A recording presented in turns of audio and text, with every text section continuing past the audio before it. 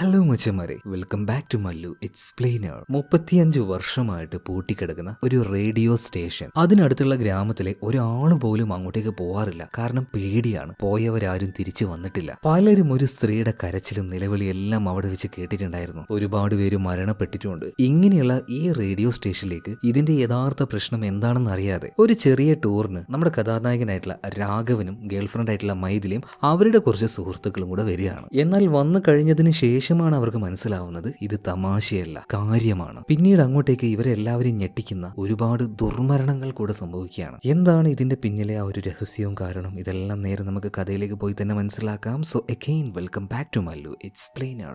Cinema ആരംഭിക്കുന്നത് 1989 കിഷ്കിണ്ടാപുരി എന്നൊരു ഗ്രാമം. അവിടെ വർക്ക് ചെയ്യുന്ന ഒരു റേഡിയോ സ്റ്റേഷൻ. അതിന്റെ പേരാണ് സ്വർണ്ണമായ. ഇപ്പൊ രാത്രിയായിട്ടുണ്ട്. ഒരു വണ്ടി പതിലൂടെ പറന്നു പോവാണ്. പെട്ടെന്ന് തന്നെ ആ വണ്ടി ഒരു ചില്ല് തകർത്തുകൊണ്ട് അതിന്റെ ഉള്ളിലേക്ക് കയറുകയാണ്.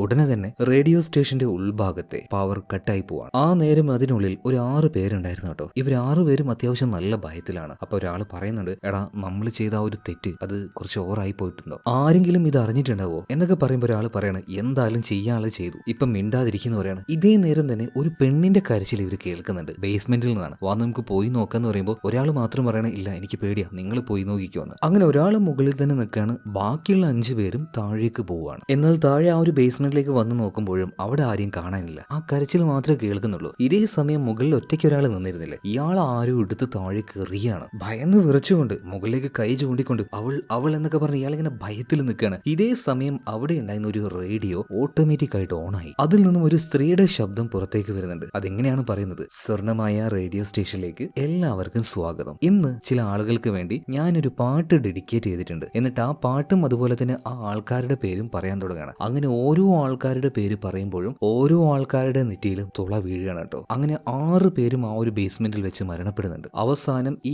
6 പേരുടെ ഡെഡ് ബോഡി ഒരു പ്രത്യേക ഷേപ്പിൽ അവിടെ വെക്കുകയാണ്, ഒരു ചിഹ്നം പോലെ. അതിന് പറയുന്ന പേരാണ് സ്വാസ്തിക്. അങ്ങനെ ഈ ഒരു സംഭവം കഴിഞ്ഞ് കുറച്ചധികം വർഷം കഴിഞ്ഞിട്ടുണ്ട്. ഒരു ചായക്കടയിൽ ഇരുന്ന് ചായ കുടിക്കുന്ന 2 പേരെ കാണിക്കുകയാണ്. ഈ ട്രെയിനെല്ലാം ഓടിക്കുന്ന ലോക്കോ പൈലറ്റ് ഉണ്ടല്ലോ, അങ്ങനെയുള്ള 2 ആൾക്കാരാണത്. അങ്ങനെ ചായ കുടിച്ചുകൊണ്ടിരിക്കുമ്പോൾ ആ അസിസ്റ്റന്റിന് നിലത്ത് വെച്ച് ഒരു പോസ്റ്റർ കിട്ടുന്നുണ്ട്. അവൻ അതെടുത്ത് വായിച്ചു നോക്കുകയാണ്. അപ്പൊ തന്നെ അവന്റെ ആശാനോട് പറയുന്നുണ്ട്, നോക്ക്, ഗോസ്റ്റ് വാക്കിംഗ്, ഇതൊരു അടിപൊളി പരിപാടിയാണ്. നമുക്ക് ഇവരുടെ ഈ ഒരു പരിപാടിയിൽ പോയിട്ടുണ്ടെങ്കിൽ പ്രേതങ്ങളൊക്കെ കാണാൻ പറ്റുന്ന പറയുന്നത്. ഇപ്പൊ അവന്റെ ആശാൻ പറയണം, ഇപ്പൊ തന്നെ ഒട്ടും സമയമില്ല, ഇതിനിടയ്ക്കൊരു എന്താ പറയാ ഗോസ്റ്റ് ടൂർ, നീ വന്നേന്ന് പറഞ്ഞിട്ട് അവനെ അവിടെ നിന്ന് കൂട്ടിക്കൊണ്ടുപോവാണ്. ഇതേ സമയത്ത് തന്നെ ആ നാട്ടിലെ ഉത്സവം നടക്കുന്ന ഒരു സ്ഥലം കാണിക്കുകയാണ്. അവിടെയാണ് ഇപ്പൊ നമ്മുടെ കഥാനായികയായിട്ടുള്ള മൈഥിലി ഉള്ളത്. അവളുടെ കൂടെ തന്നെ മറ്റൊരാൾ കൂടെ ഉണ്ട്. ആളുടെ പേര് സുദർശൻ എന്നാണ്. ശരിക്കും ഇവരാണ് ആ ഒരു ഗോസ്റ്റ് വാക്കിംഗ് എന്ന് പറഞ്ഞ പരിപാടി നടത്തുന്നത് കേട്ടോ. അതിനൊരാൾ കൂടി വരണം, നമ്മുടെ കഥാനായകനായിട്ടുള്ള രാഘവൻ. ക്ലയന്റ് മുഴുവൻ എത്തിയിട്ടുണ്ട്, എന്നിട്ടും രാഘവൻ എത്തിയിട്ടില്ല. സോ രാഘവന് വേണ്ടിയിട്ടാണ് ഇവരെല്ലാവരും അവിടെ വെയിറ്റ് ചെയ്യുന്നത്. ഈ സമയത്താണ് ഈ ഉത്സവത്തിനിടയിൽ ഒരു വാളി പയ്യൻ കവണ ഉപയോഗിച്ച് അവിടെ ഉണ്ടായിരുന്ന ഒരു കുരങ്ങിനിട്ട് കല്ല് വെച്ച് ഒരൊറ്റ അടിയടിക്കുകയാണ്. അതിന്റെ മേത്ത് കല്ലും തട്ടി അവിടെ ഉണ്ടായിരുന്ന ബലൂണും പൊട്ടി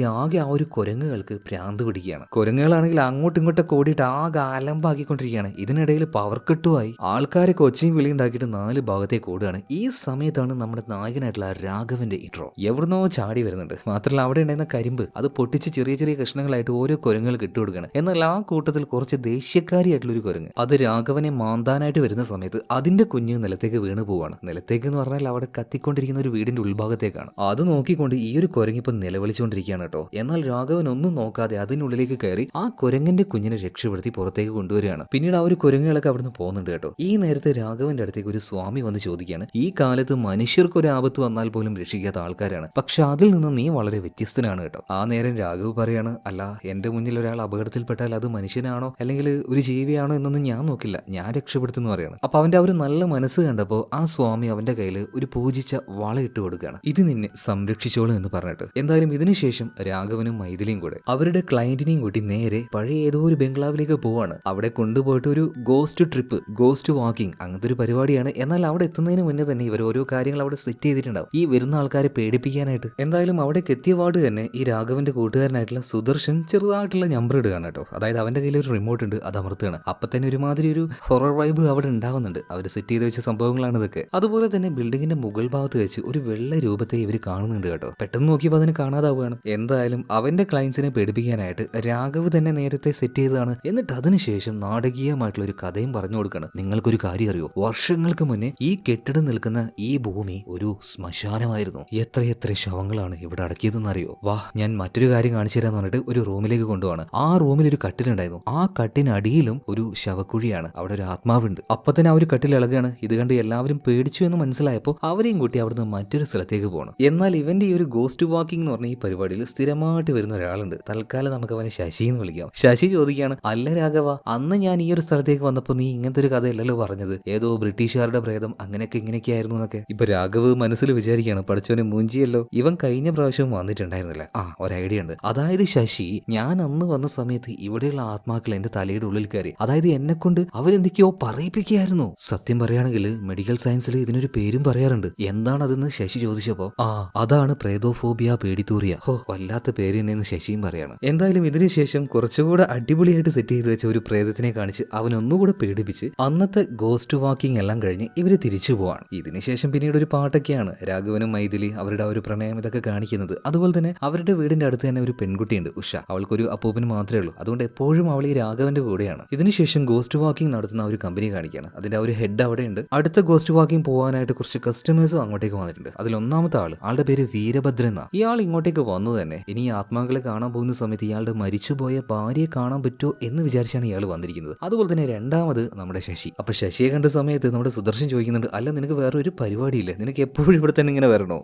ഞാൻ വരുവാടാ, നിങ്ങളുടെ കള്ളം ഞാൻ പൊളിക്കുവാടാ എന്ന രീതിയിൽ ഇവരെ ശശി അങ്ങനെ നോക്കുന്നുണ്ട്. അതുപോലെ തന്നെ മൂന്നാമത് നമ്മൾ ആദ്യം കണ്ട ഒരു ലോക്കോ പൈലറ്റ്സ് ഉണ്ടല്ലോ, അവര് രണ്ടുപേരും, പിന്നെ വേറെയും കുറച്ച് പേര്. ഇവരുടെ ഒരു ടീമായിട്ടാണ് ഇനി അടുത്ത ഗോസ്റ്റ് വാക്കിങ്ങിന് പോകുന്നത്. അപ്പൊ അവരുടെ കൂടെ തന്നെ നമ്മുടെ ഉഷയുണ്ട് കേട്ടോ. അപ്പോൾ ആ ചെറിയ പെൺകുട്ടി എന്തിനാ കൂട്ടുന്നതെന്ന് മുതലാളി ചോദിച്ചപ്പോൾ അതൊന്നും കുഴപ്പമില്ല സാറേ, ഞാൻ മാനേജ് ചെയ്തോളാം എന്ന് പറയും. മാത്രമല്ല ഇവരുടെ ഒരു ഗോസ്റ്റ് വാക്കിങ്ങിന് അത്ര നല്ല അഭിപ്രായമല്ല. അതുകൊണ്ട് തന്നെ ഇവർ പ്ലാൻ ചെയ്ത ഒരു സ്ഥലത്തേക്ക് പോവാതെ ഇനി എവിടേക്ക് പോകണമെന്ന് ഇപ്പൊ വന്ന ക്ലയൻസ് തന്നെ സെലക്ട് ചെയ്യട്ടെ എന്ന് പറയണം. അങ്ങനെ പേപ്പറിൽ കുറച്ച് സ്ഥലങ്ങളുടെ പേര് എഴുതി ശശി പോയിട്ട് അതിൽ നിന്ന് പറഞ്ഞെടുക്കുകയാണ്. പെട്ടെന്ന് തന്നെ മൈഥിലി ചെന്ന് അവന്റെ കയ്യിൽ നിന്നും അത് മേടിക്കുകയാണ്. അപ്പൊ അതിൽ എഴുതിയിരിക്കുന്നത് സ്വർണ്ണമായ റേഡിയോ സ്റ്റേഷൻ. ഇതിനുശേഷം ആ ഒരു റേഡിയോ സ്റ്റേഷൻ കാണിക്കുകയാണ്. സിനിമയുടെ ആരംഭത്തിൽ നമ്മൾ കണ്ടില്ലേ ആ പ്രേതമുള്ള അതേ റേഡിയോ സ്റ്റേഷൻ തന്നെ. ആ സമയത്ത് അവിടെ വെച്ച് ഒരു സ്ത്രീയുടെ കരച്ചിലും അലർച്ചയും ഇതെല്ലാം കേൾക്കുകയാണ്. അവിടുത്തെ ആ ഒരു ഗേറ്റ് എല്ലാം ഇളക്കി മറിഞ്ഞുകൊണ്ടിരിക്കുകയാണ്. എന്നാൽ യഥാർത്ഥത്തിൽ ആ റേഡിയോ സ്റ്റേഷന്റെ പ്രശ്നം എന്താണെന്ന് അറിയാതെ നമ്മുടെ രാഘവ് ഇത്രയും ആൾക്കാരെയും കൂട്ടിക്കൊണ്ട് നേരെ അങ്ങോട്ടേക്ക് പോവാണ്. ഇവരുടെ കൂടെ ഉഷ എന്ന് പറഞ്ഞ ഒരു പെൺകുട്ടി വരെയുണ്ട്. അതുപോലെ ആ ഒരു റേഡിയോ സ്റ്റേഷൻ ഇപ്പോൾ ഉള്ളത് കാടിന്റെ ഒരു ഭാഗത്താണ്. അധികം ആരും അങ്ങോട്ടേക്ക് പോവാറില്ല. എന്തായാലും ആ ഒരു കാട് താണ്ടിക്കൊണ്ട് ഇവരെല്ലാവരും നേരെ ആ പഴയ റേഡിയോ സ്റ്റേഷന്റെ ഭാഗത്തേക്ക് എത്തിയിട്ടുണ്ട്. എത്തിയ വാർഡ് തന്നെ രാഘവൻ എപ്പോഴത്തെയും പോലെ തന്നെ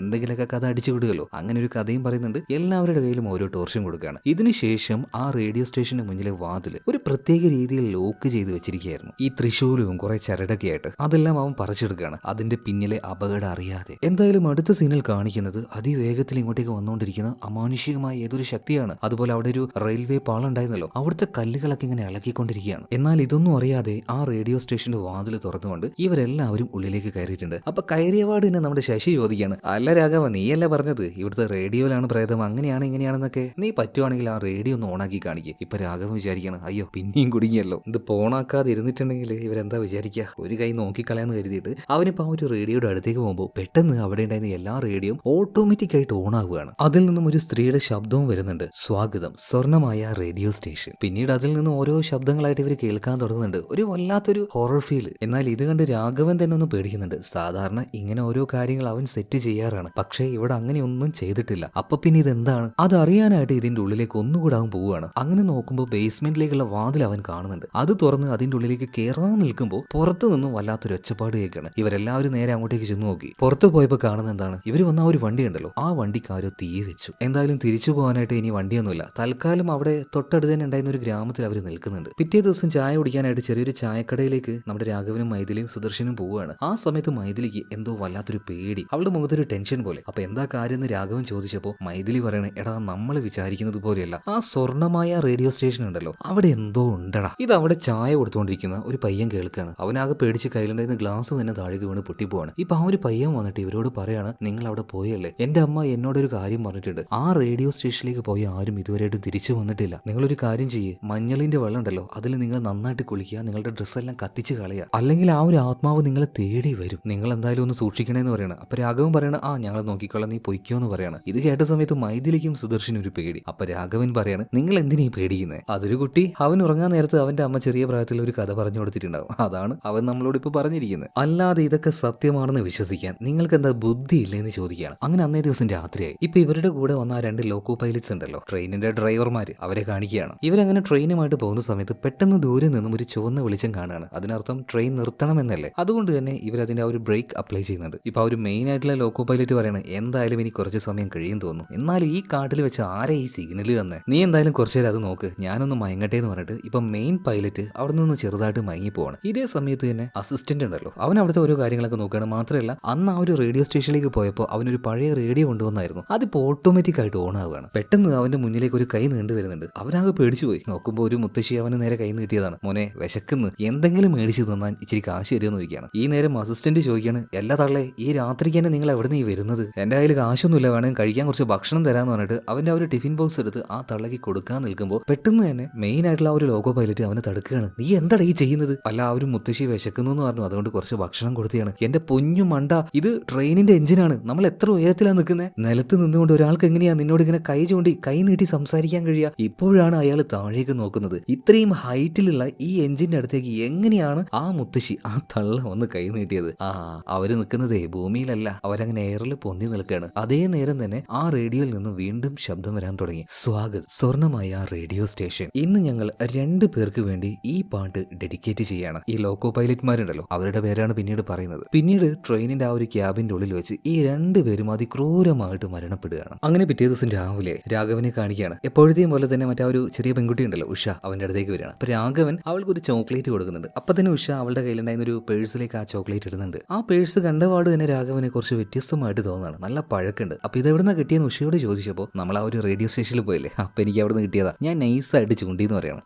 കൊള്ളാം, നിന്റെ ഈ സ്വഭാവം ഒഴിവാക്കരുത് കേട്ടോ, എന്തായാലും പൊയ്ക്കോന്ന് പറയണം. ഇതിനുശേഷം രാഘവന് അവന്റെ ഒരു കൂട്ടുകാരൻ വിളിക്കുന്നുണ്ട്. ഞെട്ടിക്കുന്ന ഒരു കാര്യം പറയാനുണ്ടായിരുന്നു. രാഘവൻ ഞെട്ടി. അന്ന് ഗോസ്റ്റ് വാക്കിംഗ് നടത്താനായിട്ട് ഇവരുടെ കൂടെ വന്ന ആ 2 ലോക്കോ പൈലറ്റ് മരണപ്പെട്ടു എന്ന് പറയണം. അപ്പൊ ആ ഒരു സംഭവ സ്ഥലത്തേക്ക് രാഘവ് ചെല്ലുകയാണ്. ഇതേ നേരം തന്നെ അവരുടെ ആ ഒരു ബോഡി കിടക്കുന്നത് നമ്മളെ കാണിക്കുന്നുണ്ട്. ആ 2 പേരുടെയും ശരീരം പല കഷ്ണങ്ങളായിട്ട് പിഴുതെടുത്തിട്ട് സ്വാസ്തിക് സിമ്പിൾ ഉണ്ടല്ലോ, അതായത് കഥയുടെ ആരംഭത്തിൽ ഒരു 6 പേരെ കൊന്ന ആ ഒരു ആത്മാവിട്ടില്ലേ, അതേ രൂപത്തിൽ ഈ 2 ആൾക്കാരുടെ ശരീരാവശിഷ്ടങ്ങൾ വെച്ചിരിക്കുകയാണ്. നാട്ടുകാരൊക്കെ അത് കണ്ട് ആകെ ഭയന്നു പോയിട്ടുണ്ട്. എന്തായാലും രാഘവൻ അങ്ങോട്ടേക്ക് എത്തുമ്പോഴേക്കും അവരുടെ ആ ഒരു ബോഡി എല്ലാം ഇവിടുന്ന് കൊണ്ടുപോയിട്ടുണ്ട്. പിന്നീട് അവൻ അവിടെ വന്നു നോക്കുമ്പോൾ അവരുടെ ആ ഒരു ബോഡി കിടന്നത് സ്വാസ്തിക് ഷേപ്പിലാണെന്ന് രാഘവന് മനസ്സിലായി. അതുപോലെ തന്നെ ഈ സംഭവം നടന്നതിന്റെ തൊട്ടടുത്താണ് ആ ഒരു റേഡിയോ സ്റ്റേഷൻ ഉള്ളത്, സ്വർണ്ണമായ റേഡിയോ സ്റ്റേഷൻ. അവൻ നേരെ ഇപ്പൊ അങ്ങോട്ടേക്ക് ചെല്ലുകയാണ്. അവിടെ വെച്ച് ചെറിയൊരു പത്രത്തിന്റെ കഷ്ണം അവന് കിട്ടുന്നുണ്ട്. ഒരു പഴയ ന്യൂസ് ആയിരുന്നു. അവൻ അതങ്ങനെ വായിച്ചു നോക്കുന്നുണ്ട്. പൂർണ്ണമായിട്ടൊന്നുമില്ല, അവിടെ ഇവിടെയൊക്കെ ആയിട്ട് കുറച്ച് വാക്കുകൾ. അതായത് സ്വർണ്ണമായ റേഡിയോ സ്റ്റേഷൻ, അവിടുന്ന് സംസാരിക്കുന്ന ആ സ്ത്രീ അതാരാണ്? എന്ത് നല്ല ശബ്ദമാണല്ലേ അവരുടേത്. എന്തായാലും ഇതിനുശേഷം അവിടെ ഉണ്ടായിരുന്ന ഒരു ബേസ്മെന്റിലേക്കാണ് രാഘവൻ പോകുന്നത് കേട്ടോ. പോയി നോക്കിയപ്പോൾ അവിടെ കുറെ സിലിണ്ടേഴ്സും അതുപോലെ തന്നെ ഒരു പഴയ ടോർച്ചും ഉണ്ടായിരുന്നു. എന്നാൽ ആ ടോർച്ച് വർക്കിംഗ് ആയിരുന്നില്ല. പിന്നീട് എന്തൊക്കെയോ ചെയ്ത് അതിപ്പോ വർക്കിംഗ് ആയിട്ടുണ്ട്. അപ്പൊ ആ ഒരു ടോർച്ച് ഉപയോഗിച്ച് അവിടെ ചുറ്റും അടിച്ചു നോക്കിയ സമയത്ത്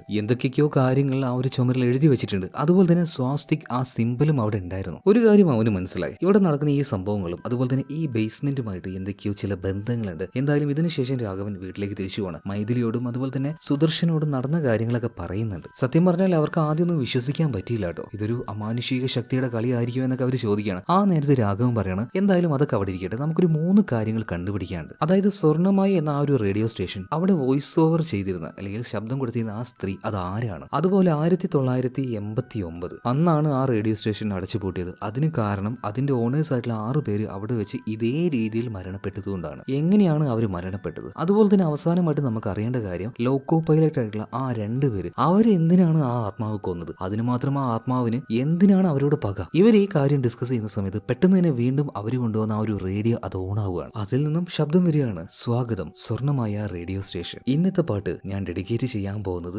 വീരഭദ്രന് വേണ്ടിയിട്ടാണെന്ന് ചില കാര്യങ്ങൾ ആ ഒരു റേഡിയോയുടെ ഉള്ളിൽ നിന്ന് കേൾക്കുകയാണ്. അതായത് അടുത്തതായിട്ട് മരിക്കാൻ പോകുന്നത് വീരഭദ്രനാണെന്ന് ഇവർക്ക് മനസ്സിലായി. ആരാണ് ഈ വീരഭദ്രൻ? ഈ ഗോസ്റ്റ് വാക്കിങ്ങിലേക്ക് മരിച്ചുപോയ ഭാര്യയെ കാണണം എന്ന് പറഞ്ഞു വന്ന ആളുണ്ടല്ലോ, അയാൾ തന്നെ. അയാളുടെ ഫോണിലേക്ക് വേഗം തന്നെ ഇവർ വിളിക്കാൻ നോക്കുന്നുണ്ട്. പക്ഷേ ഫോൺ സ്വിച്ച് ഓഫ് ആണ്. പിന്നീട് അയാളുടെ ആ ഒരു ഡീറ്റെയിൽ എടുത്ത് നോക്കിയപ്പോൾ അയാൾ ഒരു കൺസ്ട്രക്ഷൻ തൊഴിലാളിയാണ്. അയാളിപ്പോൾ നിലവിൽ ജോലി ചെയ്യുന്ന ആ ഒരു ഭാഗത്തേക്ക് പോവാന്ന് രാഘവൻ തീരുമാനിക്കുകയാണ്. രാഘവൻ വേഗം തന്നെ അങ്ങോട്ടേക്ക് പോകുന്നുണ്ട്. ഇതേ സമയത്തിന് ഇതേ വീരഭദ്രനെ കാണിക്കുന്നുണ്ട്. ജോലി ചെയ്തുകൊണ്ടിരിക്കുമ്പോൾ എന്തോ ഒരു ശബ്ദം കേട്ട് അതെന്താണെന്ന് നോക്കാൻ വേണ്ടിയിട്ട് ആരും ഇല്ലാത്തൊരു നിലയിലേക്ക് വീരഭദ്രൻ പോവുകയാണ്. എന്തോ ഇരുമ്പിൽ ചുറ്റിക അടിക്കുന്നത് പോലെയുള്ള ടങ് ടങ് ടങ് എന്ന് പറഞ്ഞിട്ടുള്ള ഒരു ശബ്ദം. അവൻ മുകളിലേക്ക് കയറി ചെന്ന് നോക്കുമ്പോൾ ഒന്നും കാണാനില്ല, ആരെയും കാണാനില്ല. എന്നാൽ പെട്ടെന്നാണ് അവന്റെ മുന്നിലേക്ക് അവന്റെ മരിച്ചുപോയ ഭാര്യയുടെ രൂപം അല്ലെങ്കിൽ ആ ആത്മാവ് വന്നു നിൽക്കുന്നത്. അതിപ്പോ കയ്യിലുണ്ടായിരുന്ന ആ ഒരു ചുറ്റിക വെച്ച് അതിന്റെ തലക്ക് തന്നെ അടിച്ചുകൊണ്ടിരിക്കുകയാണ്. മാത്രമല്ല ഇത് കണ്ട് ഭയന്ന് വിറച്ചു നിൽക്കുന്ന വീരഭദ്രനെ താഴേക്ക് എടുത്ത ഒരേറ്റ ഏറാണ്. താഴേക്ക് അവൻ വന്ന് വീണ അതേ സമയത്താണ് നമ്മുടെ രാഘവന് അവിടെ എത്തുന്നത്. രാഘവൻ ആകെ ഷോക്കായി പോയി. അതായത് ഇയാളെ രക്ഷപ്പെടുത്താൻ ഇങ്ങോട്ടേക്ക് വന്നത്, പക്ഷേ വൈകിപ്പോയി. അയാൾ മരിച്ചുപോയി. അയാളെ ആ ആത്മാവ് കൊന്നിരിക്കുകയാണ്. മാത്രമല്ല വീരഭദ്രന്റെ ദേഹത്ത് നിന്നും പുറത്തേക്ക് വന്ന ആ രക്തം ഉണ്ടല്ലോ,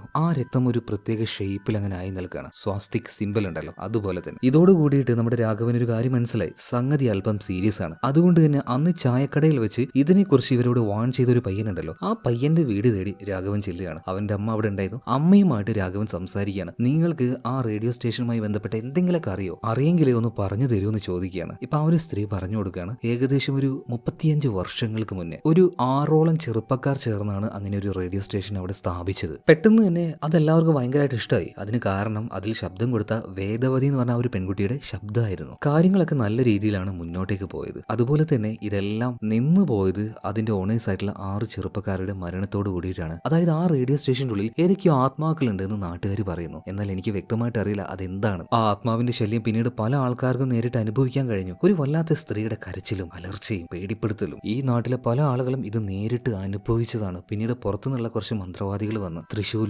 മാതിരിക ചരടും എല്ലാം വെച്ച് ആ ആത്മാവിനെ അവിടെ തന്നെ തളച്ചായിരുന്നു. ഇത്രയും കാലമായിട്ട് അവളുടെ ശല്യമൊന്നും ഇല്ലായിരുന്നു. എന്നാൽ ഇപ്പൊ എന്താ സംഭവിച്ചെന്ന് അറിയില്ല മോനെ. അതുപോലെ തന്നെ രാഘവൻ മറ്റൊരു കാര്യം ചോദിക്കുന്നുണ്ട്, അല്ല അന്ന് ആ റേഡിയോയിൽ ശബ്ദം കൊടുത്ത വേദാവതി എന്ന് പറഞ്ഞ ഒരു സ്ത്രീയെ കുറിച്ച് എന്തെങ്കിലും അറിയുമെന്ന് ചോദിക്കണം. എന്നാൽ അതിനെക്കുറിച്ചൊന്നും ഇവർക്ക് അറിയില്ലായിരുന്നു. എന്നാൽ രാഘവൻ ഒന്നുകൂടെ ഒന്ന് അന്വേഷിച്ച സമയത്താണ് ഈ റേഡിയോ സ്റ്റേഷൻ പൂട്ടിപ്പോയില്ലേ 1989, അതേ വർഷം തന്നെ വേദാവതി എന്ന് പറഞ്ഞ ആ ഒരു സ്ത്രീയും എന്തോ ഒരു കാരണത്തിന്റെ പേരിൽ ആത്മഹത്യ ചെയ്തിട്ടുണ്ട്. അപ്പൊ ഈ കാര്യങ്ങളൊക്കെ മൈഥിലിയോടും അതുപോലെ സുദർശനോടും രാഘവൻ പറഞ്ഞു കൊടുക്കുന്നുണ്ട്. എന്നാൽ എന്തിനായിരിക്കും, എന്താണ് ഇവിടെ സംഭവിക്കുന്നത്? അതായത് 1989 ആ വർഷത്തിലാണ് അവിടെ ശബ്ദം കൊടുത്തുകൊണ്ടിരുന്ന ആ ലേഡിയെ സ്വയം മരിക്കുന്നതും അതുപോലെ തന്നെ അതിന്റെ മുതലാളിമാരായിട്ടുള്ള 6 ചെറുപ്പക്കാർ മരിക്കുന്നതും. ഇത് തമ്മിൽ എന്തെങ്കിലും ബന്ധം ഉണ്ടാവുമോ? മാത്രമല്ല നമ്മൾ അവിടെ പോയതിന്റെ പേരിൽ മാത്രം എന്തിനാണ് ആ ഒരു ആത്മാവ് നമ്മളെ കൊല്ലുന്നത്? ഇപ്പൊ എന്തൊക്കെയോ ഒരു സംശയം തോന്നുന്നു രാഘവൻ. അന്ന് അവരവിടെ പോയ സമയത്ത് ഈ സുദർശൻ ചില ഫോട്ടോസ് എടുത്തായിരുന്നു. ആ ഫോട്ടോസ് എടുത്ത് നോക്കുകയാണ്. അപ്പോഴാണ് ഞെട്ടിക്കുന്ന ഒരു കാര്യം രാഘവൻ മനസ്സിലാക്കുന്നത്. അതായത് ആ റേഡിയോ സ്റ്റേഷന്റെ ഉള്ളിലേക്ക് ആദ്യം കയറിയത് ആ 2 ലോക്കോ പൈലറ്റ്മാരുണ്ടല്ലോ, അവരായിരുന്നു. അവരുടെ പിന്നാലെ വീരഭദ്രൻ. അതിനർത്ഥം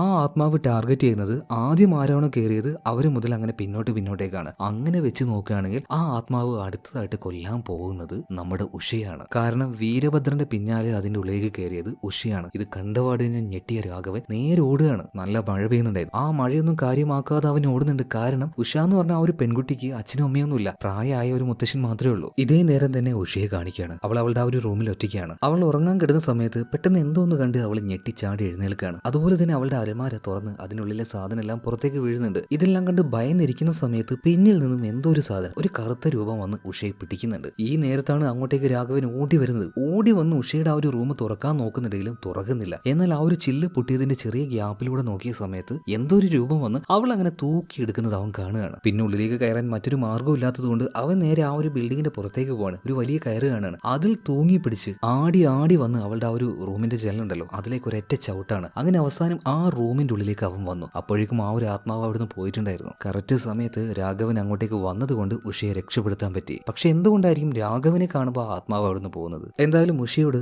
നിന്നെ കൊല്ലാൻ വന്ന ആ ഒരു ആത്മാവിനെ കണ്ടോ എന്ന് ചോദിക്കുമ്പോൾ ഉഷ അവളുടെ ആ ഒരു പഴയ പേഴ്സ്, അതായത് റേഡിയോ സ്റ്റേഷനിൽ വെച്ചൊരു പേഴ്സ് കിട്ടിയായിരുന്നില്ലേ, ആ പേഴ്സിൽ ഉണ്ടായിരുന്ന ഒരു ഫോട്ടോ എടുത്ത് കാണിച്ചു കൊടുക്കുകയാണ്. അത് കണ്ടപാട് തന്നെ രാഘവനും ഒന്ന് ഞെട്ടുന്നുണ്ട്. പിന്നീട് ഉഷയും കൂട്ടി നേരെ വണ്ടിയിൽ കയറുകയാണ്. എന്നിട്ട് നേരെ പോകുന്നത് എങ്ങോട്ടേക്കാന്ന് അറിയോ? പ്രേതമുള്ള ആ റേഡിയോ സ്റ്റേഷനിലേക്ക്. പോകുന്ന വഴിയിൽ മൈഥിലിയും സുദർശനെയും വിളിച്ചിട്ട് പറയണം, നമ്മുടെ കൂടെ അന്ന് അങ്ങോട്ടേക്ക് വന്ന് എല്ലാവരെയും കൂട്ടി നേരെ അങ്ങോട്ടേക്ക് പോകാന്ന്. ആ ചെന്ന് കൊടുക്ക്, പ്രേതത്തിന്റെ അണ്ണാക്കിലേക്ക് തന്നെ ചാടി ചെന്ന് കൊടുക്ക്. എന്തായാലും പിന്നീട് രാഘവൻ പറഞ്ഞതുപോലെ എല്ലാവരും അവിടെ എത്തിയിട്ടുണ്ട്. അതായത് അന്ന് പോയ 11 പേരിൽ 3 പേര് മരണപ്പെട്ടു പോയി. ഇപ്പൊ ഇവർ 8 പേരുണ്ട്. ശരിക്കും രാഘവന് വ്യക്തമായൊരു പദ്ധതിയും കൂടെ ഉണ്ടായിരുന്നു. അതുകൊണ്ടാണല്ലോ എല്ലാവരെയും കൂട്ടി ഇങ്ങോട്ടേക്ക് വന്നത്. മാത്രമല്ല വരുന്ന സമയത്ത് ഇവിടെ നിന്നും ആരൊക്കെ എന്തൊക്കെ എടുത്തു കൊണ്ടുപോയിട്ടുണ്ടോ അത് മുഴുവൻ കൊണ്ടുവരാൻ പറഞ്ഞിട്ടുണ്ട്. അതായത് ആ ഒരു പഴയ റേഡിയോ അതൊക്കെ ഓരോരുത്തരും കൊണ്ടുപോയിരുന്നു. അതെല്ലാം അവിടെ കൊണ്ടുവന്നിട്ട് അവിടെ ഇട്ട് കത്തിച്ചു കളയാണ്. മാത്രമല്ല രാഘവൻ ഇപ്പോൾ ഉറക്കനെ വിളിച്ചു പറയാണ്, നീ എന്തൊരു വൃത്തികെട്ട ആത്മാവാണ്. പലതരം ആത്മാക്കളെ കണ്ടിട്ടുണ്ട്, എന്നാലും പിഞ്ചു കുഞ്ഞുങ്ങളെ കൊല്ലുന്ന ആത്മാവിനെ ഞാൻ ഇതുവരെയായിട്ടും കണ്ടിട്ടില്ല. എന്തൊരു വൃത്തികെട്ട ജന്മമാണ് നിന്റേത്. എനിക്കറിയാം നീ ഒരു വൃത്തികെട്ട ജന്മം തന്നെയാണ്. ഇവിടെ ഞങ്ങൾ കേട്ടുകൊണ്ടിരിക്കുന്ന ആ ഒരു സ്ത്രീ ശബ്ദത്തിന്റെ പിന്നിൽ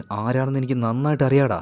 സ്ത്രീയുടെ പിന്നിൽ ഒളിച്ചിരിക്കുന്ന ആണ് നാണം കെട്ടവനെ. ഇപ്പോഴാണ് എല്ലാവരും ആ ഒരു സത്യം അറിയുന്നത്. അതായത് ഇവരെല്ലാവരെയും കൊല്ലാൻ നടക്കുന്ന ആ ആത്മാവ് ഒരു പെണ്ണല്ല, ഒരാണാണ്. അതെങ്ങനെയാണ് രാഘവന് മനസ്സിലായത്? നമ്മുടെ ഉഷ ഒരു ഫോട്ടോ എടുത്ത് അവന് കാണിച്ചു കൊടുത്തായിരുന്നല്ലോ, ആ ഫോട്ടോയിൽ ഉണ്ടായിരുന്നത് ആണാണ്. ശരിക്കും സ്ത്രീ ശബ്ദമുള്ള ഒരാണാണ് ആ ഒരു ആത്മാവ്. എന്തായാലും അതിന്റെ ആ ഒരു രഹസ്യം പുറത്തേക്ക് വന്നല്ലോ. മാത്രമല്ല ഈ ആത്മാവ് ഇപ്പോൾ അതിലൂടെ അതിന്റെ ആ ഒരു രൂപം കാണിച്ചുകൊണ്ട് എല്ലാവരെയും പീഡിപ്പിച്ചുകൊണ്ട് അതിലൂടെ നടക്കണം. എന്നാൽ ആരെയും കൊല്ലുന്നില്ല. എന്നിട്ട് അവിടെ ഉണ്ടായിരുന്ന റേഡിയോയിലൂടെ ആ ആത്മാവ് ഇവരോട് ഒരു കാര്യം പറയുന്നുണ്ട്. അതായത് ഇനി ഒരു ഓർഡറിലും ഞാൻ ആരെയും കൊല്ലാൻ പോകുന്നില്ല. രാഘവൻ അവനെ കൊന്നതിന് ശേഷമേ ഞാൻ ബാക്കിയുള്ളവരെ കൊല്ലൂ എന്ന് പറഞ്ഞിട്ട് ആ ആത്മാവ് അവിടുന്ന് പോവാണ്. ആത്മാവ് പോയി കഴിഞ്ഞപ്പോൾ സുദർശനും മൈഥിലിയും ചോദിക്കുന്നുണ്ട്, രാഘവ നീ എന്താ ഈ ചെയ്തത്? അപ്പൊ രാഘവൻ പറയാണ്, എന്തായാലും ഓർഡർ വെച്ച് ഈ ആത്മാവ് കൊല്ലാൻ പോകുന്നത് അടുത്ത ദുഷിയാണ്, എനിക്ക് അതിനെ തടുക്കണം. ഇനി എന്തായാലും അതിന്റെ ദേഷ്യം എന്റെ മേലെയാണല്ലോ, എന്നെ കൊന്നിട്ടേ ബാക്കിയുള്ളവരെ അത് കൊല്ലുള്ളൂ. പിന്നെ അതുപോലെ ഗോസ്റ്റ് വാക്കിങ്ങിനായിട്ട് വന്ന നിങ്ങളൊക്കെ ഉണ്ടല്ലോ, നിങ്ങൾ ആരെയും ഞാൻ പറ്റിക്കുകയായിരുന്നില്ല. നിങ്ങളുടെ ഉള്ളിലേക്ക് ഒരു ഭയമുണ്ട്, ആ ഭയത്തെ ഇല്ലാതാക്കൽ മാത്രമായിരുന്നു എന്റെ ലക്ഷ്യം. അതുപോലെ നിങ്ങൾ എല്ലാവരും ഇനി സേഫ് ആയിട്ട് തിരിച്ചു പോകും. നിങ്ങൾ ആരെയും ആ ഒരു ആത്മാവിനെ ഒന്നും ചെയ്യില്ല. എന്നെ കൊന്നതിന് ശേഷം മാത്രമേ നിങ്ങളുടെ അടുത്തേക്ക് ആ ആത്മാവ് വരുള്ളൂ. പിന്നീട് എല്ലാവരെയും പറഞ്ഞു വിട്ടതിന് ശേഷം ഇവർ 3 പേരും നേരെ പോകുന്നത് കിഷ്കിണ്ടാപുരിയിലെ പോലീസ് സ്റ്റേഷനിലേക്കാണ്. അപ്പൊ അവിടെ എത്തിയപാട് തന്നെ SIയോട് ഇവർ നേരിട്ട് കാര്യങ്ങൾ പറയണം. സാറേ, ഒരു 35 വർഷങ്ങൾക്ക് മുന്നേ സ്വർണ്ണമയ എന്ന ആ ഒരു റേഡിയോ സ്റ്റേഷനിൽ അവിടെ ചില സംഭവങ്ങൾ നടന്നില്ലേ, ആ കേസുമായി ബന്ധപ്പെട്ട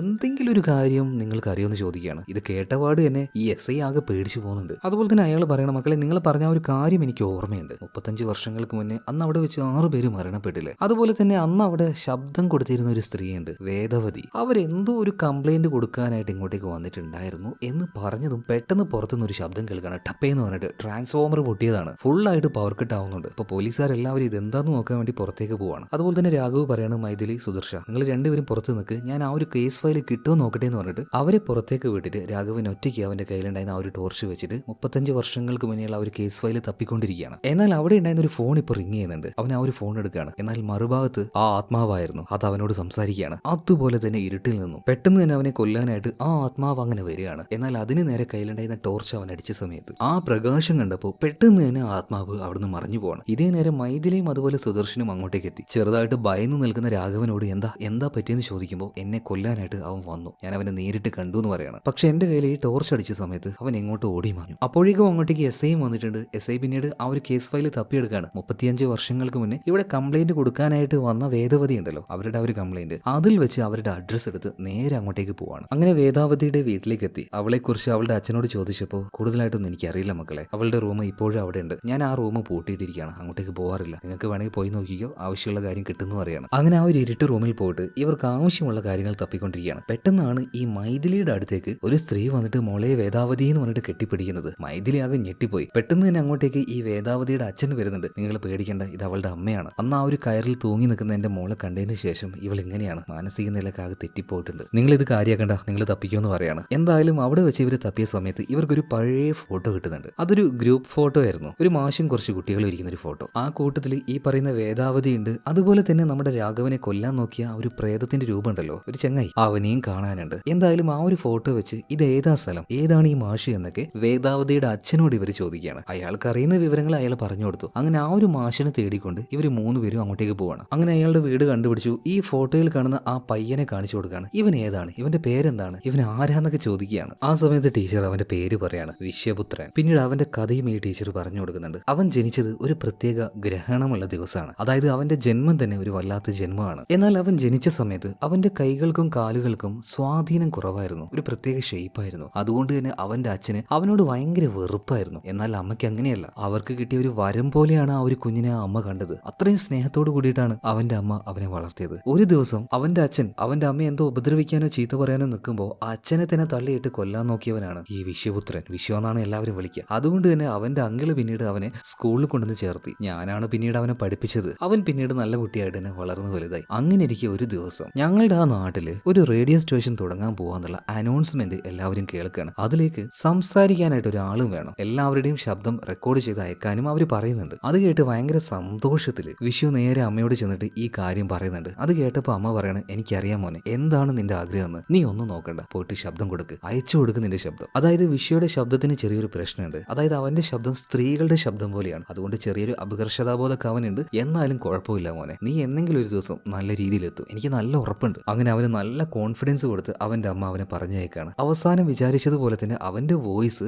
ആ റേഡിയോ സ്റ്റേഷൻ നടത്തുന്ന 6 പേർക്കും ഭയങ്കരമായിട്ട് ഇഷ്ടപ്പെട്ടു. അങ്ങനെ അവനെ സെലക്ട് ചെയ്യാണ്. അവന്റെ മാഷും അവന്റെ കൂടെ പഠിക്കുന്ന എല്ലാ പിള്ളേരും അവനിപ്പോ ഭയങ്കരമായിട്ട് പ്രശംസിക്കുകയാണ്. അവന് ഭയങ്കരമായിട്ട് സന്തോഷമായി. അതുപോലെ തന്നെ അവന്റെ അമ്മ പറയണ, മോനെ, എന്തെങ്കിലും ഒരിക്കൽ നീ നല്ലൊരു രീതിയിലെത്തും, നല്ലൊരു നിലയിലെത്തും. ശരിക്കും വിശ്വ ഇങ്ങനൊരു കാര്യം ചെയ്യാൻ വേണ്ടി ഇറങ്ങി തിരിച്ചത് തന്നെ അവന്റെ അമ്മയുടെ ആഗ്രഹം സാധിച്ചു കൊടുക്കാനാണ്. അവന്റെ ആഗ്രഹത്തിന് പുറമെ അതാണ് അവനെ ഏറ്റവും കൂടുതലായിട്ട് ഇൻസ്പയർ ചെയ്യുന്നത്. എന്നാൽ ഒരു ദിവസം ഈ വിശ്വ റേഡിയോ സ്റ്റേഷൻ ഭാഗത്തേക്ക് പോയ സമയത്ത് ശബ്ദം കൊടുക്കാനായിട്ട് അവനെ മാറ്റി മറ്റൊരാളെ വെച്ചിരിക്കുകയാണ്. അവന്റെ കൂടെ തന്നെ പഠിച്ച വേദാവതി എന്ന് പറഞ്ഞൊരു പെൺകുട്ടിയെ. ഇത് കണ്ട് വിശ്വക്ക് സഹിക്കാൻ പറ്റിയില്ല. അത് ചോദിക്കാനായിട്ട് അവൻ നേരെ ആ ഒരു റേഡിയോ സ്റ്റേഷനിലേക്ക് ചെന്നു. എന്നാൽ അതിനുശേഷം പാവം വിശ്വ ആരും കണ്ടിട്ടില്ല. അവിടെ ഉണ്ടായിരുന്ന ആ 6 പേരും അവനെ തല്ലി കൊന്നു എന്നൊക്കെയാ പറയുന്നത്. പാവം കുട്ടി. അതായത് അവന് സങ്കടം വന്നത് അവന്റെ ചാൻസ് മിസ്സായതിലൊന്നുമല്ല, അവന്റെ അമ്മയ്ക്ക് അമ്മയ്ക്കുണ്ടായിരുന്ന ആ ഒരു പ്രതീക്ഷ അത് നഷ്ടമായതിലാണ് അവൻ ഏറ്റവും കൂടുതൽ സങ്കടപ്പെട്ടതും ദേഷ്യം വന്നതൊക്കെ. എന്തായാലും കഥയെല്ലാം കേട്ട് ഇവരെല്ലാവരും തിരിച്ചു പോകണം. പോകുന്ന സമയത്ത് മൈഥിലി അങ്ങനെ പറയുന്നുണ്ട്, പാവം വിശ്വ അല്ലേ, എത്രത്തോളം അവന് ആഗ്രഹങ്ങളും കാര്യങ്ങളൊക്കെ കൊടുത്ത് അവനെ കൊതിപ്പിച്ച് അവസാനം ആ പാവത്തിന് അവരാറ് പേരും കൂടി കൊന്നു കളഞ്ഞില്ലല്ലേ, പാവം വിശ്വ എന്നിങ്ങനെ മൈഥിലി പറയുന്ന സമയത്ത് പെട്ടെന്ന് ഇവരുടെ ആ ഒരു കാറുണ്ടല്ലോ അത് ആക്സിഡന്റ് ആവുകയാണ്. അതായത് കാറിന്റെ മുന്നിലൂടെ ഒരു പട്ടി ഓടിപ്പോയി, അതുകൊണ്ട് ബ്രേക്ക് ചവിട്ടി അതുപോലെ കൺട്രോൾ പോയി വണ്ടി മറിഞ്ഞു. എന്നാൽ ഇവർക്ക് ആർക്കും ഒന്നും സംഭവിച്ചൊന്നുമില്ല കേട്ടോ. 3 പേരും പുറത്തേക്ക് ഇറങ്ങി. എന്നാൽ പുറത്തേക്ക് ഇറങ്ങി നോക്കിയ സമയത്താണ് ഒരു കാര്യം കണ്ട് ഇവരെല്ലാവരും ഞെട്ടുന്നത്. അതായത് കുറച്ചു മുന്നേ ഇവർ പോയി സംസാരിച്ച ആ ഒരു മാഷുണ്ടല്ലോ, ആ മാഷിന്റെ ശവക്കലറയുടെ മുന്നിലാണ് ഇവരിപ്പോ നിൽക്കുന്നത്. അതൊരു ശ്മശാനാണ്. ആ മാഷി എത്രയോ കൊല്ലം മുന്നേ മരിച്ചു പോയിട്ടുണ്ട്. അങ്ങനെയാണെങ്കിൽ ഇവരോട് അവിടെ വെച്ച് സംസാരിച്ചത് ആരായിരിക്കും? വിഷയുടെ ആത്മാവ് അല്ലാതെ ആരാണ്? അങ്ങനെ അതും കണ്ട് ഞെട്ടിത്തരിച്ച് ഇവർ നിൽക്കുന്ന സമയത്ത് ശ്മശാനത്തിൽ നിന്നും വല്ലാത്തൊരു ചിരി കേൾക്കുകയാണ്. അടുത്ത നിമിഷം തന്നെ മൈഥിലി ആ ആത്മാവ് വന്ന് എടുത്തൊരു എറിയുന്നുണ്ട്. അവളുടെ കയ്യിലായിരുന്നു ആ ഒരു ടോർച്ച് ഉണ്ടായിരുന്നത്. ആ ടോർച്ചിന്റെ വെളിച്ചം കാണുമ്പോഴാണ് പേടിച്ച് വിഷയുടെ ആത്മാവ് ഓടാറ്. അതായത് റേഡിയോ സ്റ്റേഷനിൽ നിന്നും കിട്ടിയ ടോർച്ചാണ്. അതിന്റെ പിന്നിൽ ഒരു കഥയുണ്ട് കേട്ടോ. എന്തായാലും അവള് വീണപ്പോൾ ടോർച്ചും പൊട്ടിപ്പോയി. ഇനിയിപ്പോൾ ആ ടോർച്ച് കൊണ്ട് അവൻ ഓടിപ്പിക്കാൻ പറ്റില്ല. മാത്രമല്ല പിന്നീട് അവിടെ ഉണ്ടായിരുന്ന ശവക്കല്ലറയുടെ കല്ലുകളൊക്കെ എടുത്ത് പൊന്തിച്ചുകൊണ്ട് അവരെ പേടിപ്പിക്കുന്ന രീതിയിൽ അവൻ അവിടെ കിടന്ന് ആക്രോശിച്ചുകൊണ്ടിരിക്കുകയാണ്. ഇനി ഒന്നും ചെയ്യാനില്ല,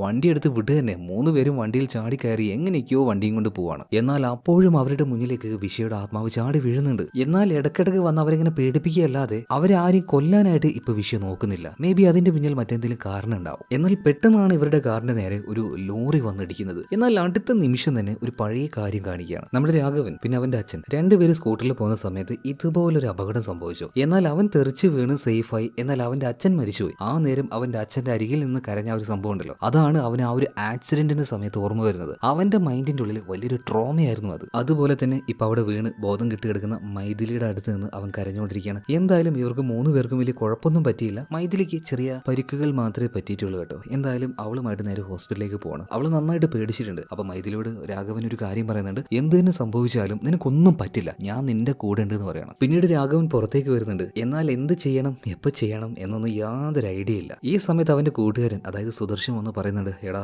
ഒരാവശ്യമില്ലാത്ത പരിപാടിയായിരുന്നു, നമുക്ക് അവിടെ പോവേണ്ടായിരുന്നു. അങ്ങനെ സുദർശൻ ഓരോ കാര്യങ്ങൾ പറയുന്ന സമയത്ത് രാഘവന് പെട്ടെന്നൊരു കാര്യം ഓർമ്മ വരികയാണ്. അതായത് നമ്മൾ കേട്ട ഒരു കഥയും കണക്കും എല്ലാം വെച്ച് നോക്കുമ്പോൾ ജൂലൈ 28 അന്നാണ് ഈ വിഷയം മാറ്റിയിട്ട് വേദവതി ആ ഒരു റേഡിയോ സ്റ്റേഷനിൽ അവർ വെച്ചത്. അന്ന് തന്നെ അത് ചോദിക്കാനായിട്ട് വിശ്വ അങ്ങോട്ടേക്ക് പോയിട്ടുണ്ട്. പക്ഷെ അവൻ മരിച്ചു എന്ന് നാട്ടുകാരൊക്കെ അറിയുന്നത് ഓഗസ്റ്റ് 9-ാം തീയതിയാണ്. അതായത് 12 ദിവസത്തെ ഗ്യാപ്പ്. ആ ദിവസത്തിൽ എന്തോ ഒന്നും നടന്നിട്ടുണ്ട്, അത് നമുക്ക് കണ്ടുപിടിക്കണം എന്ന് പറയണം. എന്നാൽ ഇതേ നേരം തന്നെ ആശുപത്രിയുടെ ഉള്ളിലിരിക്കുന്ന മൈഥിലിയെ കാണിക്കുകയാണ്. പെട്ടെന്ന് അവിടെ ഉണ്ടായിരുന്ന ബാൻഡേജുകളൊക്കെ തനിയെ വന്നുകൊണ്ട് അവളുടെ ദേഹം മുഴുവനായിട്ടും ചുറ്റിയാണ്. അതായത് ഈജിപ്തിലെ മമ്മികളെ ചുറ്റിയൊക്കില്ലേ അതുപോലെ തന്നെ. അല്ല, എന്തിനാണ് രാഘവനെ കൊല്ലാതെ ഇപ്പോ ഈ വിഷയുടെ ആത്മാവ് വന്നിട്ട് മൈഥിലിയെ കൊല്ലുന്നത്? അവൻ അന്ന് അവിടെ വെച്ച് പറഞ്ഞായിരുന്നല്ലോ, ആദ്യം രാഘവനെ കൊന്നിട്ട് ബാക്കിയുള്ളവരെ കൊല്ലുമെന്ന്. എന്നാൽ മൈഥിലി ഇപ്പൊ ഇങ്ങനെ ചെയ്യാനായിട്ട് ഒരു കാരണമുണ്ട്. അതായത് വിശ്വ പല തവണ രാഘവനെ കൊല്ലാൻ നോക്കിയെങ്കിലും അവനെ കൊണ്ട് അതിന് പറ്റിയില്ല. കാരണം രാഘവന്റെ കയ്യിൽ കിടക്കുന്ന ആ ഒരു പൂജിച്ച വള തന്നെ അന്ന് ആ ഉത്സവത്തിന്റെ സമയത്ത് സ്വാമി കൊടുത്തില്ലേ, അത് തന്നെ അതുള്ളത് കൊണ്ട് അവന്റെ അടുത്തേക്ക് അടുക്കാനായിട്ട് ഈ വിഷയുടെ ആത്മാവിന് കഴിയുന്നില്ല. സോ അതുകൊണ്ട് മൈഥിലിയുടെ ഉള്ളിലേക്ക് കയറി അവള് വഴി രാഘവനെ കൊല്ലാനാണ് വിഷയുടെ ആത്മാവ് ഇപ്പൊ പ്ലാൻ ചെയ്തത്. എന്തായാലും കുറച്ചു നേരം കഴിഞ്ഞപ്പോൾ അങ്ങോട്ടേക്ക് രാഘവൻ വരികയാണ്. എന്നാൽ അവിടെ ഇപ്പൊ മൈഥിലിയെ കാണാനില്ല. അവിടുത്തെ ബെഡൊക്കെ ആകെ അടിച്ചു പൊളിച്ചിട്ടിരിക്കുകയാണ്. ഡോക്ടർമാരും നഴ്സുമാരും എല്ലാവരും വന്ന് നോക്കി, ആർക്കും അറിയില്ല മൈഥിലി എവിടെ പോയെന്ന്. ഇതേ നേരം അവിടെ ഒരു കർട്ടൻ കാണുന്നുണ്ട്. അതിന്റെ പിന്നിൽ മൈഥിലി നിൽക്കുന്നത് പോലെ ഒരു നിഴൽ രൂപം കാണുന്നുണ്ട്. പക്ഷെ അങ്ങോട്ടേക്ക് ചെന്നിട്ട് അത് മാറ്റി നോക്കുമ്പോൾ അവിടെ മൈഥിലി ഇല്ല. കാരണം ഇപ്പൊ രാഘവന്റെ തൊട്ട് മുകളിലായിട്ട് മൈഥിലി നിൽക്കുന്നുണ്ടായിരുന്നു, ഒരു പ്രേതത്തിനെ പോലെ. പ്രേതത്തിനെ പോലെ എന്നല്ല, പ്രേതം തന്നെ. അവളുടെ ഉള്ളിൽ ഇപ്പൊ കയറിയിരിക്കുന്നത് ഈ വിഷയുടെ ആത്മാവാണല്ലോ. ഈ ഓപ്പറേഷൻ ചെയ്യാൻ ഉപയോഗിക്കുന്ന കത്തി അത് അവളുടെ കയ്യിലുണ്ടായിരുന്നു. അത് ഉപയോഗിച്ച് രാഘവനെ കൊല്ലാൻ വേണ്ടി അവൾ നോക്കുകയാണ്. എന്നാൽ അപ്പൊ തന്നെ മയക്കുന്ന ഇഞ്ചക്ഷൻ അവിടെ ഉണ്ടായിരുന്നു. അത് ഉപയോഗിച്ച് അവളുടെ ദേഹത്ത് അത് കുത്തിവെച്ച് അവൾ മയക്കിക്കളിയാണ്. അതുകൊണ്ട് തന്നെ വിഷയുടെ ആത്മാവിന് അവളെ ഉപയോഗിച്ചുകൊണ്ട് ഇപ്പൊ ഒന്നും ചെയ്യാൻ കഴിയുന്നില്ല. പിന്നീട് ഭയങ്കര ടെൻഷനായിട്ട് രാഘവനും അതുപോലെ തന്നെ സുദർശനും ഒരു ഭാഗത്ത് പോയി അങ്ങനെ ഇരിക്കുകയാണ്. ഈ സമയത്ത് ആശുപത്രിയിലേക്ക് കൊണ്ടുവരുന്ന ഓക്സിജൻ സിലിണ്ടർ ഉണ്ടല്ലോ, ഇതിപ്പോ രാഘവൻ കാണുകയാണ്. അത് കണ്ട പാടിന് രാഘവന് മറ്റൊരു കാര്യം ഓർമ്മ വരുന്നുണ്ട്. അന്ന് ആ റേഡിയോ സ്റ്റേഷന്റെ ബേസ്മെന്റിന്റെ ഉള്ളിലേക്ക് പോയപ്പോൾ കുറച്ചധികം ഇതുപോലെയുള്ള സിലിണ്ടറുകൾ കണ്ടായിരുന്നു. അത് കൊണ്ടുവന്ന ഒരു കമ്പനിയുടെ പേരും അതിലുണ്ടായിരുന്നു, KDA. ആ കമ്പനിയിലേക്ക് പോയാൽ മറ്റെന്തെങ്കിലും വിവരം കിട്ടുമായിരിക്കും എന്ന് കരുതിയിട്ട് രാഘവൻ നേരെ അങ്ങോട്ടേക്ക് ചെല്ലുകയാണ്. അതായത് ആ കമ്പനിയുടെ ഓണർ ആയിട്ടുള്ള സുരേന്ദ്രനെ കാണാനാണ് പോകുന്നത്. ആദ്യമൊന്നും അവിടുത്തെ ആൾക്കാർ സമ്മതിച്ചില്ല. എന്നാൽ അവിടെ വെച്ച് അവസാനം ഒരു ഫൈറ്റ് നടക്കുന്നുണ്ട്. അതിനൊടുവിൽ ആ ഒരു സുരേന്ദ്രൻ കാര്യങ്ങളൊക്കെ പറയാം എന്ന് സമ്മതിക്കുകയാണ്. അതായത് സുരേന്ദ്രന് ഒരു ചേട്ടനുണ്ടായിരുന്നു. അവന്റെ ചേട്ടനും വേറൊരു 5 കൂട്ടുകാരും ചേർന്നിട്ടാണ് അന്ന് ആ ഒരു റേഡിയോ സ്റ്റേഷൻ തുറന്നത്. അതിലെ മെയിൻ ആയിട്ടുള്ള ആള് എന്റെ ചേട്ടൻ തന്നെയായിരുന്നു. അതുപോലെ തന്നെ അത് തുടങ്ങുന്ന സമയത്ത് തന്നെ ചേട്ടൻ തീരുമാനിച്ചു അതിൽ വോയിസ് ഓവർ കൊടുക്കേണ്ട ആള് എന്റെ ചേട്ടന്റെ കാമുകിയായിട്ടുള്ള വേദവതി തന്നെയാണെന്ന്. അതുകൊണ്ട് അവള് നേരത്തെ തന്നെ അവിടെ അപ്പോയിന്റ്മെന്റ് ചെയ്തായിരുന്നു. പക്ഷെ വിശ്വ എന്ന് പറയുന്ന ആ ഒരു പ്രാന്തന് അവന്റെ ശബ്ദം തന്നെ അവിടെ കൊടുക്കാൻ എടുക്കണം എന്നുള്ളൊരു വാശി ഉണ്ടായിരുന്നു. സത്യം പറഞ്ഞാൽ അവനെ അവിടെ ജോലിക്ക് എടുത്തിട്ടൊന്നുമില്ല. അവനെ ജോലിക്ക് എടുത്തു എന്ന് നമ്മുടെ രാഘവനോട് ആരാ പറഞ്ഞത്? ആ മാഷ് മരിച്ചു പോയില്ലേ? മാഷിന്റെ രൂപത്തിൽ വന്ന് അവൻ തന്നെയാണ് ആ കാര്യങ്ങളൊക്കെ പറഞ്ഞതിൽ പകുതി നുണയാണ്. എന്തായാലും അവന്റെ ആഗ്രഹം പോലെ ആ റേഡിയോ സ്റ്റേഷനിലേക്ക് അവന് കയറാൻ പറ്റാത്തതുകൊണ്ട് അവൻ ഭയങ്കര ദേഷ്യത്തിൽ അവൻ അങ്ങോട്ടേക്ക് പോയി. അവിടെ വേദാവതി ഉണ്ടായിരുന്നു. അവളോട് പറയാണ്, എന്റെ സ്ഥാനം നീ തട്ടിയെടുക്കല്ലേ, നിനക്ക് കാണിച്ചു തരാടി എന്ന് പറഞ്ഞിട്ട് അവിടെ വെച്ച് അവളെ ഭയങ്കരമായിട്ട് ഉപദ്രവിച്ച് അവളുടെ വസ്ത്രം മുഴുവൻ ഊരിയെടുത്ത് പൂർണ്ണ നഗ്നയാക്കിയിട്ട് റോട്ടിലേക്ക് അവൾ ഓടിച്ചു വിടുകയാണ്. പിന്നീട് റേഡിയോ സ്റ്റേഷന്റെ ഉള്ളിലേക്ക് പോയിട്ട് ആ 6 പേരോടും അവൻ പറയാണ്, ആ സ്ഥാനം എനിക്ക് തന്നെ തരണം, അത് മറ്റാർക്കും കൊടുക്കാൻ പാടില്ല. ഇവന്റെ ഈ ഭ്രാന്ത് കണ്ട് അവർ 6 പേരും വെറുതെ ഇരിക്കോ? അവനെ നന്നായിട്ട് അടിക്കുകയാണ്. പക്ഷേ ഇവര് വിചാരിച്ചതുപോലെയല്ല വിശ്വ. കാണാൻ ഒരു വികലാംഗനെ പോലെ എന്നുള്ളൂ, പക്ഷെ ഭയങ്കര ആരോഗ്യമാണ്. ആ 6 പേര് നന്നായിട്ടിട്ട് അവൻ പെട്ടയ്ക്കുന്നുണ്ട്. എന്നാൽ ഇവിടെ മറ്റൊരു കാര്യം സംഭവിച്ചു. വേദാവതി ഒരു തരി പോലും വസ്ത്രമില്ലാതെ അതിലൂടെ നടന്നതുകൊണ്ട് തന്നെ അവൾക്ക് ഭയങ്കരമായിട്ടുള്ള അപമാനം തോന്നി. അതിൽ സഹിക്കാതെ അന്ന് രാത്രി തന്നെ അവൾ തൂങ്ങി മരിച്ചു. ഈ കാര്യം സുരേന്ദ്രന്റെ ചേട്ടനെ സഹിക്കാൻ പറ്റിയില്ല. അതായത് ആ 6 പേരിൽ ഒരാൾ, അയാളുടെ കാമുകിയായിരുന്നല്ലോ വേദാവതി. അതുകൊണ്ട് തന്നെ ഇവരെല്ലാവരും പോയിട്ട് അവനെ പിടിച്ചു കൊണ്ടുവന്ന് അവനെ ശിക്ഷിക്കാൻ തന്നെ തീരുമാനിക്കുകയാണ്. അതായത് ഒരു സാധാരണ മരണമല്ല, നരകിച്ച് ചാവണം. അതിനുവേണ്ടി അവനെ നന്നായിട്ട് ഉപദ്രവിച്ച് താഴെ ബേസ്മെന്റിൽ കൊണ്ടുപോയി ഒരു കസാരയിൽ കെട്ടിയിട്ട് എന്തോ ആവശ്യത്തിന് കൊണ്ടുവന്ന വെച്ചാൽ ഒരു ഗ്യാസ് ഉണ്ട്, അത് മുഴുവനായിട്ടും അവിടെ തുറന്നിട്ട് അവന്റെ മുഖത്തേക്ക് ഒരു വെളിച്ചം അടിച്ചു വെച്ചു. അതായത് ഒരു രീതിയിലും അവൻ മയങ്ങാതിരിക്കാനായിട്ട്. പിന്നീട് 12 ദിവസത്തിന് ശേഷം അവൻ മരണപ്പെട്ടു. പിന്നീട് ഈ 6 പേരും അവനെ തൂക്കിയെടുത്ത് കൊണ്ടുപോയിട്ട് ആ ഒരു റെയിൽ പാളത്തിനരികിൽ ഒരു കുഴി ഉണ്ടാക്കി അവിടെ കുഴിച്ചു മൂടി. എന്നാൽ അന്ന് രാത്രി തന്നെ വിഷയുടെ ആത്മാവ് വന്നിട്ട് ഇവരെ 6 പേരെയും കൊന്നുകളഞ്ഞു. ഈ കഥയെല്ലാം കേട്ട് കഴിഞ്ഞ സമയത്ത് നമ്മുടെ രാഘവൻ ഇപ്പൊ ഈ ഒരു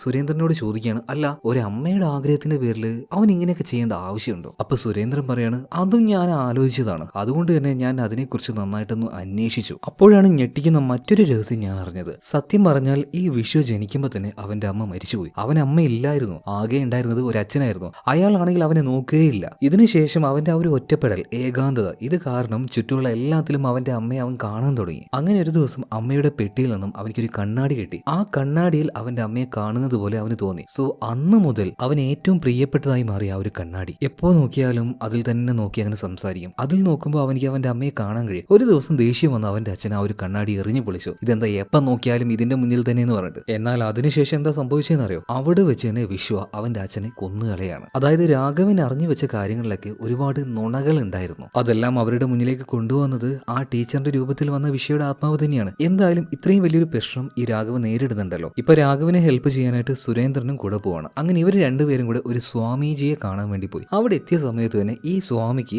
രാഘവന്റെ പ്രശ്നം എന്താണെന്ന് മനസ്സിലായി. എന്തിനാണ് രാഘവൻ അടക്കം അവന്റെ കൂടെ അന്ന് ഈ ഒരു ഗോസ്റ്റ് വാക്കിങ്ങിന് പോയ 11 പേരെയും ഈ ഒരു ആത്മാവ് കൊല്ലാൻ ശ്രമിക്കുന്നേയും എന്ന് പറഞ്ഞു കൊടുക്കണം. അതായത് അന്ന് രാത്രി ഇവർ ആ ഒരു റേഡിയോ സ്റ്റേഷന്റെ ഉള്ളിലേക്ക് പോയല്ലോ. എന്നാൽ അതിനുള്ളിലേക്ക് കടക്കാനായിട്ട് വിഷയുടെ ആത്മാവ് പലതവണയായിട്ട് ശ്രമിക്കുകയാണ്. എന്നാൽ മന്ത്രവാദികള് തൃശൂലവും അതുപോലെ തന്നെ മാന്ത്രിക ചരടും വെച്ച് അത് കെട്ടിയതുകൊണ്ട് അവന്റെ ആത്മാവിന് അതിന്റെ ഉള്ളിൽ പോകാൻ പറ്റിയില്ല. ഈ സമയത്താണ് നമ്മുടെ രാഘവനും ടീമും അങ്ങോട്ടേക്ക് വന്നിട്ട് ആ വാതിൽ തുറന്നത്. അതേ നേരം തന്നെ വിഷയുടെ ആത്മാവും അവരുടെ കൂടെ അതിന്റെ ഉള്ളിലേക്ക് കയറി. എന്തിനാണെന്നല്ലേ? അതായത് അവന്റെ അമ്മയെ കാണുന്ന അവന് ഏറ്റവും പ്രിയപ്പെട്ട ആ ഒരു കണ്ണാടി അതെടുക്കാൻ വേണ്ടിയിട്ടാണ്. എന്നാൽ ഇങ്ങോട്ടേക്ക് കയറി വന്ന മൈഥിലി പഴയ ഓരോ സാധനം എടുക്കുന്നതിന്റെ ഇടയിൽ ആ കണ്ണാടി എടുത്തു. അതിൽ ഒരുപാട് പ്രാണികൾ ഇതൊക്കെ ഉണ്ടായതുകൊണ്ട് നേരെ ഒരു ഭാഗത്തേക്ക് എറിയാണ്. മാത്രമല്ല അതിൽ ഒരുപാട് പ്രാണികൾ ഉണ്ടായത് എല്ലാവരും കൂടെ അതിനെ ചവിട്ടി കൊല്ലാൻ നോക്കുകയാണ്. അതിനിടയിൽ ആ കണ്ണാടി പല കഷ്ണങ്ങളായിട്ട് പൊട്ടിപ്പോയി. ഇത് വിഷയുടെ ആത്മാവിന് സഹിക്കാൻ പറ്റിയില്ല. അതായത് കണ്ണാടി വലിച്ചെറിഞ്ഞതിന്റെ പേരിൽ സ്വന്തം അച്ഛനെ കൊന്നവരാണ് അവൻ. അങ്ങനെ വെച്ച് നോക്കുമ്പോൾ ആ കണ്ണാടി ചവിട്ടി പൊട്ടിച്ചവരെ അവൻ എന്ത് ചെയ്യും? കൊല്ലില്ലേ? ഉറപ്പായിട്ടും കൊല്ലില്ലേ? അതാണ് ഇവർക്ക് സംഭവിച്ചത്. അപ്പൊ ഈ കാര്യങ്ങളെല്ലാം സ്വാമിജി രാഘവന് പറഞ്ഞു കൊടുക്കുന്നുണ്ട്. അപ്പൊ രാഘവൻ ചോദിക്കുകയാണ്, സ്വാമി അത് വെറും ഒരു കണ്ണാടിയല്ലേ? അപ്പൊ സ്വാമി പറയുന്നത്, നിങ്ങൾക്കത് വെറും ഒരു കണ്ണാടിയായിരിക്കും, പക്ഷേ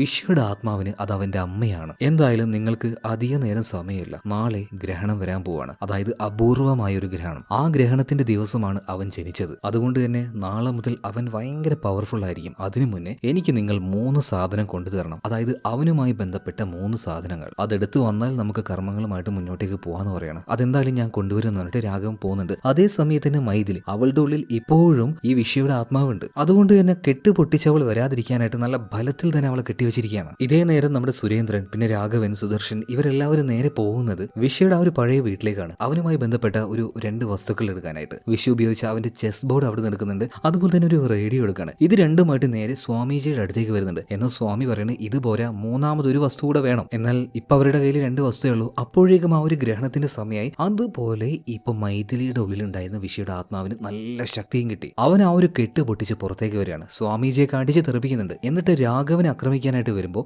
അവന്റെ കയ്യിലെ ആ ഒരു വളയുള്ളത് കൊണ്ട് മാത്രം അവന് തൊടാൻ കഴിയുന്നില്ല മൈഥിലിക്ക്. ഇരിക്കെ അപ്പോഴാണ് രാഘവൻ ഒരു കാര്യം മനസ്സിലായത്. വിശ്വയുടെ ആത്മാവ് പല തവണ അവനെ കൊല്ലാൻ ശ്രമിച്ചപ്പോഴും അവൻ രക്ഷപ്പെട്ടത് കയ്യിൽ ഈ ഒരു വള ഉണ്ടായതുകൊണ്ടാണ്. രാഘവൻ അപ്പൊ ഒന്നും നോക്കിയില്ല, പെട്ടെന്ന് തന്നെ വള ഊരിയിട്ട് മൈഥിലിയുടെ കയ്യിലിട്ട് കൊടുക്കണം. അതോടുകൂടിയിട്ട് അവളുടെ ഉള്ളിലുണ്ടായിരുന്ന വിശ്വയുടെ ആത്മാവ് പുറത്തേക്ക് ചാടുന്നുണ്ട്. എന്നാൽ അത് നേരെ വന്ന് കയറുന്നത് രാഘവന്റെ ഉള്ളിലേക്കാണ്. അതായത് പെട്ടെന്ന് തന്നെ അവനെ ആത്മാക്കളുടെ ലോകത്തേക്ക് വിശ്വ കൊണ്ടുപോവാണ്. പിന്നീട് അവന്റെ മനസ്സിലുണ്ടായിരുന്ന പഴയ ട്രോമകൾ ഇതെല്ലാം പറഞ്ഞ് അവനെ വേദനിപ്പിച്ചുകൊണ്ട് അവനെ ആ ഒരു ലോകത്തിൽ പെടുത്തിയിടാൻ നോക്കുകയാണ് വിശ്വയുടെ ആത്മാവ്. എന്നാൽ ശരിക്കുള്ള രാഘവനെ നോക്കുകയാണെങ്കിൽ കണ്ണെല്ലാം വെള്ള നിറത്തിലായിട്ട് അനങ്ങാതെ അവൻ അങ്ങനെ ആ ഒരു പിശാചിന്റെ, അതായത് ആ ഒരു വശ്യതയിൽ പെട്ടുകിടക്കുകയാണ്. ഇതേ നേരം മൈഥിലിയാണെങ്കിൽ അവന്റെ ചെവിയിൽ പറഞ്ഞുകൊണ്ടിരിക്കുകയാണ്, രാഘവ തിരിച്ചു വാ, തിരിച്ചു വാ, തിരിച്ചു വാ. നല്ല മനഃശക്തി ഉണ്ടായതുകൊണ്ട് മാത്രം രാഘവന് ഒരു ഇച്ചിരി നേരത്തേക്ക് കോൺഷ്യസ്നെസ് തിരിച്ചു കിട്ടുകയാണ്. അതേ നേരം തന്നെ മൈഥിലി ഒരു കാര്യം പറയുന്നുണ്ട്. അതായത് വിശ്വയുടെ അരക്കെട്ടില് ഒരു ചരടുണ്ട്, അത് അവന്റെ അമ്മ കെട്ടിക്കൊടുത്തതാണ് എന്നാണ് അവന്റെ വിശ്വാസം. അത് എത്രയും പെട്ടെന്ന് കൊണ്ടുവരണം. മൂന്നാമത് അതുകൂടെ കിട്ടിക്കഴിഞ്ഞാൽ നമുക്ക് ഇവന്റെ ആത്മാവിനെ പൂർണ്ണമായിട്ടും കീഴ്പ്പെടുത്താൻ കഴിയും. പിന്നീട് രാഘവൻ വേഗം തന്നെ പോകുന്നത് വിഷയെ കുഴിച്ചിട്ട് ആ ഒരു സ്ഥലത്തേക്കാണ്. അവിടുന്ന് എങ്ങനെയൊക്കെ ആ ഒരു ഉറുക്കും നൂലും മാന്തിയെടുത്ത് അത് നേരെ സ്വാമിജിയുടെ കയ്യിൽ കൊണ്ടേ കൊടുക്കുന്നുണ്ട്. അതുകൂടി ആയപ്പോൾ ആ ഒരു പൂജ കംപ്ലീറ്റ് ആവുകയാണ്. അതോട് കൂടിയിട്ട് ഈ വിഷയുടെ ആത്മാവ് ഒതുങ്ങുന്നുണ്ട് കേട്ടോ. മാത്രമല്ല നമ്മുടെ രാഘവനും മൈഥിലിയും ജീവനോടെ രക്ഷപ്പെടുകയും ചെയ്തു. അങ്ങനെ ഈ സംഭവം എല്ലാം കഴിഞ്ഞ് കുറച്ച് ദിവസമായിട്ടുണ്ട്. രാഘവനും മൈഥിലിയും ഒരു വെക്കേഷൻ ട്രിപ്പിനായിട്ട് അവരെവിടെയോ പോയിട്ടുണ്ട് കേട്ടോ. ആ സമയത്ത് മൈഥിലി പറയുന്നുണ്ട് എല്ലാം കഴിഞ്ഞപ്പോൾ മനസ്സിനൊരു ആശ്വാസം പോലെ. എന്നാൽ രാഘവൻ പറയാണ്, ഇല്ല മൈഥിലി, എല്ലാം കഴിഞ്ഞിട്ടില്ല. നീ ഒന്ന് ആലോചിച്ച് നോക്കിയേ, ഒരു നല്ല അമ്മ ആ അമ്മയുടെ കുഞ്ഞിനെ ഒരു ചെകുത്താനാക്കി മാറ്റുമോ? അതായത് ഈ വിഷയ്ക്ക് തോന്നുന്ന അല്ലെങ്കിൽ അവന്റെ മുന്നിലേക്ക് ഇടയ്ക്കിടയ്ക്ക് വരുന്ന അവന്റെ അമ്മ അത് അവന്റെ അമ്മ തന്നെ ആയിരിക്കുമോ എന്നുള്ളൊരു ചോദ്യം രാഘവന്റെ ഉള്ളിൽ വരുന്നുണ്ട്. ആ പറഞ്ഞതുപോലെ തന്നെ അവസാന സീനിൽ നമ്മളൊരു കാര്യം കാണിക്കുന്നുണ്ട്. അതായത് ചെറിയ കുട്ടിയായിരിക്കുന്ന വിശ്വ ആ കണ്ണാടി എടുത്ത് നോക്കിയ സമയത്ത് അവൻ അതിലൊരു പ്രതിബിംബം കണ്ടായിരുന്നല്ലോ, അവന്റെ അമ്മയുടെ പ്രതിബിംബം. സത്യത്തിൽ അത് അവന്റെ അമ്മയായിരുന്നില്ല, അത് മറ്റൊരു ചെകുത്താൻ, ഒരു പ്രേതം, ഒരു യക്ഷി, അങ്ങനെ എന്തോ ഒരു ശക്തിയായിരുന്നു. ആ ഒരു ശക്തിയാണ് വിശ്വയെ കളിപ്പിച്ചത് അവന്റെ അമ്മയാണെന്ന് പറഞ്ഞിട്ട്. മാത്രമല്ല അത് തന്നെയാണ് പിന്നീട് വിശ്വ മരിച്ചു കഴിഞ്ഞപ്പോൾ അവന്റെ ആത്മാവിനെ ഒരു ദുരാത്മാവാക്കി മാറ്റിയത്. ഇത് കാണിച്ചുകൊണ്ട് സിനിമ ഇവിടെ തീരുകയാണ്. അപ്പൊ എങ്ങനെ, ഈ കഥ ഇഷ്ടമായോ? ഇഷ്ടമായ നമ്മുടെ വീഡിയോ ഒന്ന് ലൈക്ക് ചെയ്യുക, ചാനലും ഒന്ന് സബ്സ്ക്രൈബ് ചെയ്യുക. അപ്പൊ അടുത്ത വീഡിയോയിൽ നമുക്ക് വീണ്ടും കാണാം. Okay, by.